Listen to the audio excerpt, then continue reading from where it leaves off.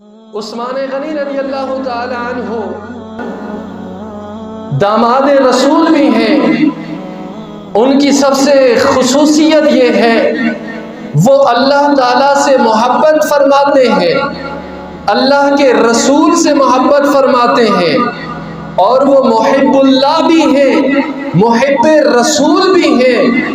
اور یہ بھی شان ہے کہ جناب سیدنا عثمان غنی رضی اللہ تعالی عنہ ایسی شخصیت ہے جنہیں اللہ بھی پسند فرماتا ہے، اللہ کا رسول بھی پسند فرماتا ہے. ان کی خصوصیت میں آپ رضی اللہ تعالی عنہ کی زندگی کے ہر پہلو کے اندر نہ صرف مسلمانوں کے لیے بلکہ تمام عالم انسانیت کے لیے سیرت کے اندر آپ کی زندگی کے ایک ایک گوشے کے اندر عالم انسانیت کے لیے سبق اور درس ملتا ہے. آپ رضی اللہ تعالی عنہ وہ صحابی رسول ہیں کہ جن کو ذوالنورین کی خصوصیت حاصل ہے. ذوالنورین کا مطلب دو نوروں والا. نبی کریم علیہ السلام نے اپنی دو عظیم شہزادیوں کا نکاح یکے بعد دیگرے حضرت عثمان غنی سے فرمایا، اور یہ نکاح کوئی اپنی مرضی سے بھی نہیں بلکہ رب کائنات عز و جل کی طرف سے حکم ملنے پر آقا علیہ السلام نے فرمایا کہ مجھے اللہ تعالیٰ کی طرف سے وحی آئی، مجھے اللہ تعالیٰ کی طرف سے یہ حکم ملا کہ اپنی شہزادی کا نکاح حضرت سیدنا عثمان غنی سے کر دو. حضور حضرت سیدنا عثمان غنی رضی اللہ تعالی عنہ کی خصوصیات میں سے یہ خصوصیت صرف کائنات کے اندر حضرت عثمان غنی رضی اللہ تعالی عنہ کو حاصل ہے. آدم علیہ السلام سے لے کر نبی کریم رؤوف الرحیم صلی اللہ تعالی علیہ وسلم تک جتنے بھی انبیاء کرام تشریف لائے،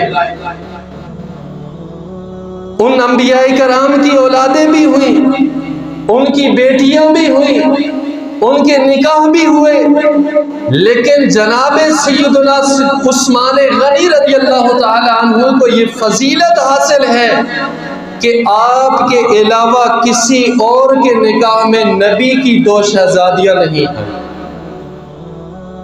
اور آقا علیہ السلام نے فرمایا اگر میری اور بھی بیٹیاں ہوتی یکے بعد دیگرے میں اس بات کو پسند کرتا کہ اپنی بیٹی کا نکاح حضرت عثمان غنی رضی اللہ تعالی عنہ سے کرتا. داماد کے انتخاب کے اندر کس چیز کو دیکھا جاتا ہے؟ داماد کے انتخاب کے اندر اس کی خوبیوں کو دیکھا جاتا ہے، اس کی خوبیوں کو تلاش کیا جاتا ہے. لیکن جس کا انتخاب اللہ اور اس کا رسول کرے، جس کا انتخاب رسول اللہ کی بیٹی کے لیے اللہ رب العالمین خود وحی کے ذریعے فرمائے، اس کی شان کا عالم کیا ہوگا. حضرت سیدنا عثمان غنی رضی اللہ تعالی عنہ کی دوسری خصوصیت یہ ہے، آپ رضی اللہ تعالی عنہ کے خصائص تو بے شمار ہیں، جن میں سے ہر ایک خصوصیت ہمارے لیے قابل تقلید اور قابل عمل ہے. ان کی خصوصیات میں سے ایک خصوصیت یہ ہے کہ حضرت سیدنا عثمان غنی رضی اللہ تعالی عنہ جامع القرآن کامل الحیاء والایمان ہے. ساری امت کو قرآن کے ایک نسخے پر جمع فرمانے والے، جناب حضرت سیدنا عثمان غنی رضی اللہ تعالیٰ عنہ۔ اسی طرح کامل الایمان والحیاء، نبی کریم علیہ السلام نے فرمایا حیا اشد امتی حیاء عثمان بن عفان رضی اللہ تعالیٰ عنہ، کہ میری امت میں سب سے زیادہ حیادار حضرت سیدنا عثمان غنی رضی اللہ تعالیٰ عنہ۔ حیا کیا چیز ہے؟ نبی کریم علیہ السلام نے فرمایا الحیاء من الایمان، حیا ایمان میں سے ہے۔ ہر دین کا ایک خاص خصلت ہوتی ہے، ایک خوبی ہوتی ہے۔ دین اسلام کی خوبی حیا ہے، لیکن افسوس کہ ہمارے معاشرے کے اندر جن چیزوں کے اندر ہمیں حیا کرنی چاہیے ان میں ہم حیا نہیں کرتے، اور جن میں حیا نہیں کرنی چاہیے ان میں ہم حیا کرتے ہیں۔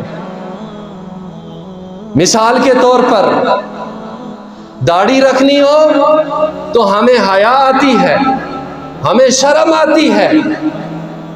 اسلامی لباس اپنانا ہو تو ہمیں حیا آتی ہے، ہمیں شرم آتی ہے۔